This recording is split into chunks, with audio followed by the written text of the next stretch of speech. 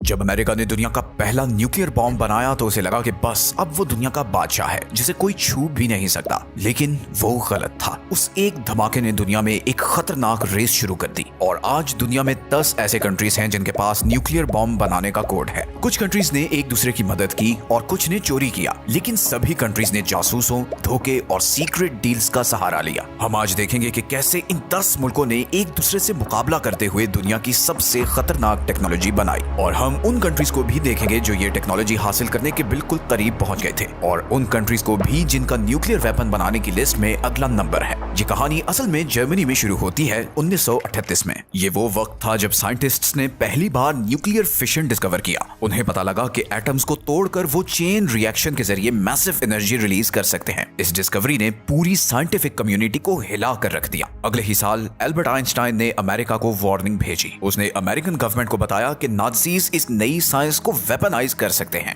इस वार्निंग की वजह से हिस्ट्री के सबसे महंगे और सीक्रेटिव साइंस एक्सपेरिमेंट का आगाज किया गया। अमेरिका ने मैनहट्टन प्रोजेक्ट लॉन्च किया। ये एक मैसिव ऑपरेशन था जिसमें अमेरिका, यूके और कनाडा के साइंटिस्ट शामिल थे। उन्होंने अपनी पूरी जीडीपी का तकरीबन 1% इस एक गोल पर खर्च कर दिया। वो जानते थे कि उनके मुकाबले में जर्मन्स हैं जो इस प्रोग्राम पर ऑलरेडी काम कर रहे हैं, लेकिन जर्मन्स को बहुत कम कामयाबी मिल रही थी। जर्मनी ने मई 1945 में सरेंडर कर दिया और तब तक उसने न्यूक्लियर बॉम्ब तैयार नहीं किया था। लेकिन फिर जुलाई 1945 में दुनिया हमेशा के लिए बदल गई। American president Harry Trueman, Joseph Stalin और विंस्टन चर्चिल पोट्सडम कॉन्फ्रेंस में वर्ल्ड वॉर 2 के बाद की दुनिया का डिजाइन डिस्कस कर रहे थे। उसी मीटिंग में हैरी ट्रूमैन को एक सीक्रेट मैसेज मिला कि न्यू मैक्सिको में ट्रिनिटी टेस्ट कामयाब हो गया है। अमेरिका अब न्यूक्लियर पावर बन चुका था। प्रेसिडेंट ट्रूमैन ने स्टालिन को बताया कि अब अमेरिका के पास न्यूक्लियर बॉम्ब आ गया है। वो एक्सपेक्ट कर रहे थे कि स्टालिन हैरान होंगे, लेकिन स्टालिन ने सिर्फ सर हिलाया और कहा कि उन्हें उम्मीद है कि अमेरिका इसे जापान के खिलाफ अच्छी तरह यूज करेगा। ट्रूमैन नहीं जानते थे कि स्टालिन को पहले ही इस बात का पता था। सोवियत यूनियन के जासूस मैनहट्टन प्रोजेक्ट के अंदर तक घुसे हुए थे। इंटरनली स्टालिन गुस्से में थे कि अमेरिका ने उनसे पहले बॉम्ब बना लिया है। अगस्त में अमेरिका ने जापान पर 2 न्यूक्लियर बॉम्ब्स गिराए और सेकेंड वर्ल्ड वॉर खत्म कर दी। लेकिन इन धमाकों का धुआं जैसे ही छटा,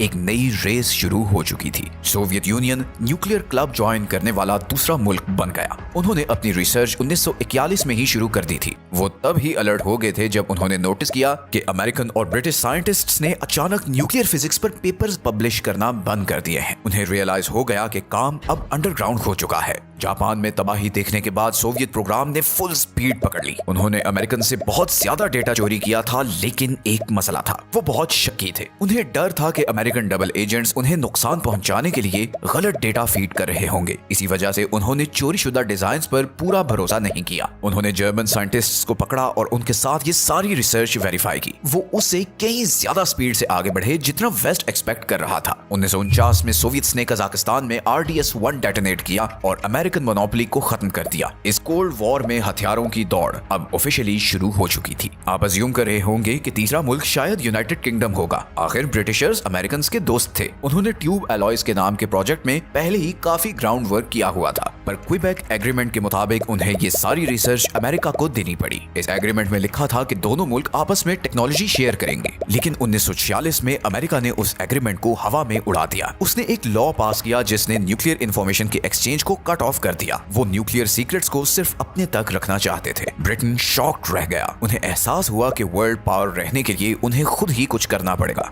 उनके पास अभी भी दुनिया की सबसे ज्यादा यूरेनियम सप्लाई थी और साथ में नॉलेज भी थी। उन्होंने बहुत तेज काम किया। 1952 में यूके ने ऑस्ट्रेलिया के साहिल पर अपना पहला बॉम्ब डेटोनेट किया, जिसे ऑपरेशन हरिकेन का नाम दिया गया, और इस तरह ब्रिटेन भी न्यूक्लियर कंट्री बन गया। लेकिन अब गेम बदल रही थी। जो बॉम्ब्स जापान पर गिराए गए थे वो फिजन बॉम्ब्स थे। अब 1950s में साइंटिस्ट्स किसी ऐसी चीज पर काम कर रहे थे जो इससे कहीं ज्यादा खतरनाक थी। वो थर्मो न्यूक्लियर वेपन्स बना रहे थे, जिन्हें हाइड्रोजन बॉम्ब्स भी कहते हैं। एटम्स को तोड़ने के बजाय ये बॉम्ब्स उन्हें आपस में फ्यूज करके बनाए जाते थे। ये बॉम्ब हिरोशिमा पर गिराए गए बॉम्ब से सैकड़ों गुना ज्यादा ताकतवर थे। ओपेनहाइमर जैसे साइंटिस्ट्स ने गवर्नमेंट को रिक्वेस्ट की कि इन्हें मत बनाओ। उन्होंने वार्न किया कि ये इंसानियत को तबाही की तरफ ले जाएगी, लेकिन प्रेसिडेंट ट्रूमैन ने उन्हें इग्नोर कर दिया। 1952 में अमेरिका ने आईवी माइक टेस्ट किया। ये पहला हाइड्रोजन बॉम्ब था। सोवियट्स ने 1955 में और ब्रिटिश ने 1957 में हाइड्रोजन बॉम्ब टेस्ट कर लिया। इंसानों का डिस्ट्रक्शन पोटेंशियल अब 1000 गुना बढ़ चुका था। न्यूक्लियर बॉम्ब बनाने वाला चौथा कंट्री फ्रांस था। फ्रांस स्विस क्राइसिस के दौरान बहुत शर्मिंदा हुआ था और उसे लगा कि सुपर पावर्स उसे दबा रहे हैं। उसने फैसला किया कि उसे अपना खुद का डिफेंस चाहिए ताकि उसे एक यूरोपियन सुपर पावर माना जाए। अमेरिका फ्रांस के न्यूक्स रखने के सख्त खिलाफ था। उसने बहुत डिस्करेज करने की कोशिश की, लेकिन प्रेसिडेंट चार्ल्स डी गॉल डटे हुए थे। उन्होंने ये कहा कि न्यूक्लियर वेपन्स फ्रेंच सॉवरेनिटी के लिए बहुत जरूरी हैं। फ्रांस ने अफ्रीका में अपनी कॉलोनीज जैसे मेडागास्कर और गैबोन से यूरेनियम सोर्स मंगवाना शुरू किया। फ्रांस अभी भी वर्ल्ड वॉर 2 की तबाही से रिकवर कर रहा था, लेकिन उसके साइंटिस्ट्स ने बहुत मेहनत की। 1960 में फ्रांस अल्जीरिया के सहारा डेजर्ट में गया और उसने वहां अपना पहला न्यूक्लियर बॉम्ब डेटोनेट किया, जिसे जय बॉयज ब्लू कहा गया। इस धमाके ने वॉशिंगटन और पूरी दुनिया को एक मैसेज दिया कि फ्रांस को अब प्रोटेक्शन के लिए अमेरिकन मिलिट्री की जरूरत नहीं है। पांचवा मुल्क चाइना था। चाइनीज अमेरिकन के खिलाफ डिफेंस चाहते थे। शुरू में सोवियत यूनियन ने उनकी मदद की। वो चाइना को एक साथी कम्युनिस्ट कंट्री समझते थे, लेकिन फिर रिलेशंस खराब हो गए। असल में सोवियत लीडर क्रुश्चेव ने स्टालिन की लेगेसी को क्रिटिसाइज करना शुरू किया। वो वेस्ट के साथ बेहतर रिलेशंस चाहते थे। माओ जेडोंग को ये बहुत गलत लगा। उन्होंने सोवियट्स पर इल्जाम लगाया कि वो अपनी रेवोल्यूशनरी स्पिरिट खो रहे हैं। दोनों मुल्क अलग हो गए और सोवियट्स ने अपनी सारी टेक्निकल हेल्प वापस ले ली। उन्होंने चाइना को बाकी चीजें खुद फिगर आउट करने के लिए छोड़ दिया। उस वक्त चाइना में एक जबरदस्त कल्चरल रेवोल्यूशन चल रही थी, लेकिन उन्होंने सारे रिसोर्सेज न्यूक्लियर बॉम्ब बनाने में लगा दिए। 1964 में चाइना ने लॉप नूर झील पर अपना पहला एटॉमिक बॉम्ब टेस्ट करके दुनिया को शॉक कर दिया। इसके बाद उन्होंने एक और शॉक दिया। सिर्फ 2.5 साल बाद उन्होंने हाइड्रोजन बॉम्ब भी टेस्ट कर दिया। ये किसी भी कंट्री की तरफ से बेसिक फिशन बॉम्ब से एडवांस्ड फ्यूजन बॉम्ब तक जाने की सबसे तेज डेवलपमेंट थी। इस लिस्ट में छठा मुल्क सबसे ज्यादा मिस्टीरियस है और वो है इसराइल। आज तक इसराइल ने ऑफिशियली कभी एडमिट नहीं किया कि उसके पास न्यूक्लियर वेपन्स हैं। इस मामले में वो खामोशी रखता है। 1950s में इसराइल ने नेगेव डेजर्ट में फ्रांस की मदद से एक सीक्रेट न्यूक्लियर फैसिलिटी बनाना शुरू की। अमेरिकन स्पाई प्लेन्स ने ये कंस्ट्रक्शन साइट स्पॉट कर ली। प्रेसिडेंट जॉन एफ कैनेडी बहुत परेशान हुए और उन्होंने इस प्लांट की इंस्पेक्शन की डिमांड की। इसराइलीज ने टाल मटोल किया और कुछ नहीं बताया। उन्होंने अंडरग्राउंड बॉम्ब मेकिंग फैसिलिटीज को छुपाने के लिए फेक वॉल्स और हिडन एलिवेटर्स बनाए। जॉन एफ कैनेडी इसराइल को रोकने से पहले ही मर गए और उनके बाद आने वाले लिंडन बी जॉनसन काफी प्रो इसराइल थे। माना जाता है कि 1967 तक इसराइल के पास न्यूक्लियर बॉम्ब आ चुका था। दुनिया को इसकी कंफर्मेशन बहुत सालों बाद 1986 में मिली। मोर्डेशाई वानूनू नाम के एक टेक्नीशियन ने सीक्रेट इसराइली फैसिलिटी में काम किया था। उसने वहां की फोटोज ली और उन्हें मुल्क से बाहर स्मगल किया। उसने ये स्टोरी एक ब्रिटिश न्यूज़पेपर को दी, लेकिन इससे पहले कि स्टोरी पब्लिश हो सकती, इसराइली सीक्रेट सर्विस मोसाद उस तक पहुंच गई। उन्होंने एक ट्रैप लगाया। एक फीमेल एजेंट ने लंदन में अमेरिकन टूरिस्ट होने का नाटक किया। उसने वनूनू के साथ फ्लर्ट किया और उसे अपने साथ रोमांटिक वीकेंड के लिए रोम चलने पर कन्विंस किया। जैसे ही वो रोम पहुंचा, उसे ड्रग दिया गया, किडनैप किया गया और वापस इसराइल शिप कर दिया गया। उसने वहां 18 साल जेल में गुजारे। उसकी कुर्बानी की वजह से दुनिया को पता लगा कि इसराइल वाकई एक न्यूक्लियर पावर था। सातवां मुल्क इंडिया था। इंडिया सराउंडेड था। वो दो ताकतवर दुश्मनों के बीच ट्रैप्ड फील करता था। वो 1962 में चाइना से जंग हार चुका था और दूसरे बॉर्डर पर अपने राइवल पाकिस्तान के साथ लगातार लड़ रहा था। इंडिया ने कनाडा से लाए गए एनर्जी रिएक्टर में रिसर्च प्रोग्राम शुरू किया। इंडिया ने क्लेम किया कि वो बॉम्ब नहीं बना रहे, लेकिन 1974 में उन्होंने रेगिस्तान में एक टेस्ट किया। उन्होंने इसे पीसफुल न्यूक्लियर एक्सप्लोजन कहा और इसका कोड नेम स्माइलिंग बुद्धा था। दुनिया में एक खलबली मच गई। कनाडा और अमेरिका ने टेक्नोलॉजी मिसयूज करने पर इंडिया पर सैंक्शंस लगा दिए। इंडिया कुछ अरसे के लिए रुक गया, लेकिन 1990s में उसने ऑफिशियली अपने प्रोग्राम को वेपनाइज कर दिया। उन्होंने no first use policy declare की। इसका मतलब है कि वो वादा करते हैं कि वो न्यूक्स तब तक यूज नहीं करेंगे जब तक कोई और पहले इंडिया पर न्यूक्लियर बॉम्ब यूज ना करे। 8वीं कंट्री की शायद सबसे यूनिक स्टोरी है। ये साउथ अफ्रीका था। 1970s तक साउथ अफ्रीकन गवर्नमेंट बिल्कुल अकेली हो चुकी थी। बाकी दुनिया उनके रेसिज्म से नफरत करती थी और मदद करने से इनकार करती थी। उन्होंने अपने बॉर्डर्स की तरफ देखा और उन्हें हर जगह दुश्मन नजर आए। अंगोला जैसे पड़ोसी मुल्क कम्युनिस्ट कंट्रोल में जा रहे थे। उन्होंने फैसला किया कि उन्हें अल्टीमेट इंश्योरेंस पॉलिसी चाहिए। उनके पास बहुत ज्यादा यूरेनियम रिजर्व्स थे और उन्होंने उन्हें यूज करना शुरू किया। 1989 में एक अमेरिकन सैटेलाइट ने साउथ अफ्रीका के कंट्रोल वाले आइलैंड्स के करीब इंडियन ओशन में मिस्टीरियस लाइट डिटेक्ट की। ये माना जाता है कि ये इसराइल के साथ एक जॉइंट न्यूक्लियर टेस्ट था। 1980s तक साउथ अफ्रीका ने 6 फुली फंक्शनल न्यूक्लियर बॉम्ब्स बना लिए थे, लेकिन फिर दुनिया बदल गई। सोवियत यूनियन कोलैप्स हो गया। कम्युनिज्म का थ्रेट खत्म हो गया। साउथ अफ्रीकन गवर्नमेंट जानती थी कि उनका वक्त खत्म हो रहा है। वो नेल्सन मंडेला की सरबराही में आने वाली नई गवर्नमेंट को न्यूक्लियर वेपन्स देने से खौफजदा थे। उन्होंने वो किया जो कोई और कंट्री नहीं कर सकता था। उन्होंने वॉलंटरीली अपने सारे न्यूक्लियर वेपन्स डिसमेंटल कर दिए। उन्होंने सारे ब्लूप्रिंट्स डिस्ट्रॉय कर दिए और यूरेनियम को पिघला दिया। तो साउथ अफ्रीका वो अकेला मुल्क है जिसने अपने न्यूक्स बनाए और फिर सब खत्म कर दिए। नौवां मुल्क है पाकिस्तान। 1971 में इंडिया से आधा मुल्क गंवाने के बाद पाकिस्तानी प्राइम मिनिस्टर जुल्फिकार भुट्टो ने ऐलान किया कि अगर लोगों मुल्कों को घास भी खानी पड़ी, तब भी वो अपना न्यूक्लियर बॉम्ब बनाएंगे। वो इंडिया को डोमिनेट करने नहीं दे सकते थे। इस प्रोग्राम के हीरो अब्दुल कदीर खान थे। वो नेदरलैंड्स में एक फैसिलिटी में मेटलर्जिस्ट थे जो यूरेनियम इनरिच करती थी। उन्होंने अपनी क्लियरेंस यूज करके सेंट्रीफ्यूजेस के टॉप सीक्रेट ब्लूप्रिंट्स चोरी किए। उन्होंने ये सारे डिजाइन याद किए, उन्हें कॉपी किया और उन्हें वापस पाकिस्तान ले आए। इन डिजाइन ने उन्हें एक जबरदस्त हेड स्टार्ट दिया। उन्हें चाइना से भी मदद मिली जो इंडिया को चेक में रखना चाहता था। अमेरिका जानता था कि पाकिस्तान क्या कर रहा है, लेकिन अमेरिका को अफगानिस्तान में सोवियत से लड़ने के लिए पाकिस्तान की मदद चाहिए थी, इसलिए अमेरिकन ने आंखें बंद कर ली। 1998 में इंडिया के टेस्ट्स कंडक्ट करने के सिर्फ हफ्तों बाद पाकिस्तान ने भी जवाब दिया। उन्होंने पहाड़ों में 5 न्यूक्लियर बॉम्ब्स डेटोनेट किए। पाकिस्तान में सब खुश हो गए। उन्होंने प्लेइंग फील्ड बराबर कर दी थी। अनलाइक इंडिया, पाकिस्तान की फर्स्ट यूज पॉलिसी नहीं है। इसका मतलब है कि अगर उन्हें लगे कि वो कन्वेंशनल वॉर हारने वाले हैं तो वो न्यूक्लियर मिसाइल लॉन्च कर देंगे। और अब हम आते हैं इस लिस्ट के आखिरी कंट्री पर, और वो है नॉर्थ कोरिया। नॉर्थ कोरिया को उसी वजह से न्यूक्स चाहिए थे जिस वजह से बाकी सबको चाहिए थे। वो रिजीम सर्वाइवल चाहते थे। किम फैमिली को लगता था कि न्यूक्लियर बॉम्ब्स के बगैर अमेरिका उन पर अटैक कर देगा। उन्होंने शुरू में तो एनर्जी के लिए सोवियत मदद ली, लेकिन फिर एकदम सीक्रेसी में चले गए। उन्होंने वेपन्स ना बनाने का वादा करते हुए ट्रीटी साइन की और फिर उन ट्रीटीज को तोड़ दिया। उन्होंने वो डिजाइन यूज किए जो कहा जाता है कि उन्होंने पाकिस्तान से खरीदे थे। 2006 में नॉर्थ कोरिया ने अपना पहला अंडरग्राउंड न्यूक्लियर टेस्ट किया। ये एक छोटा एक्सप्लोजन था और कुछ एक्सपर्ट्स के मुताबिक ये पार्शियल फेलियर था, लेकिन वो कोशिश करते रहे। 2009 और 2013 में उन्होंने बड़े बॉम्ब्स टेस्ट किए। 2017 तक उन्होंने thermo nuclear hydrogen bomb test किया और आज उनके पास इंटरकॉन्टिनेंटल मिसाइल्स हैं जो थियोरेटिकली अमेरिका तक पहुंच सकते हैं। नॉर्थ कोरिया वो अकेला मुल्क है जिसने नॉन प्रोलिफरेशन ट्रीटी से विड्रॉ किया और न्यूक्लियर बॉम्ब बनाया। तो ये वो 10 कंट्रीज हैं जिन्होंने बॉम्ब बनाया, लेकिन कहानी सिर्फ इन तक महदूद नहीं है। ऐसे और भी मुल्क हैं जिनके पास न्यूक्लियर वेपन्स हैं। कोल्ड वॉर के दौरान अमेरिका और सोवियट्स ने पूरी दुनिया में अपने न्यूक्लियर वेपन्स छुपाए। अमेरिकन न्यूक्स आज भी बेल्जियम, जर्मनी, इटली, नेदरलैंड्स और तुर्की में पड़े हैं। रशिया ने अभी रिसेंटली टैक्टिकल न्यूक्लियर वेपन्स वापस बेलारूस में मूव किए हैं। हमें उन मुल्कों को भी देखना होगा जिन्होंने कोशिश की और फेल हो गए। आपको जानकर हैरत होगी कि कितने कंट्रीज न्यूक्लियर बॉम्ब बनाने के करीब थे।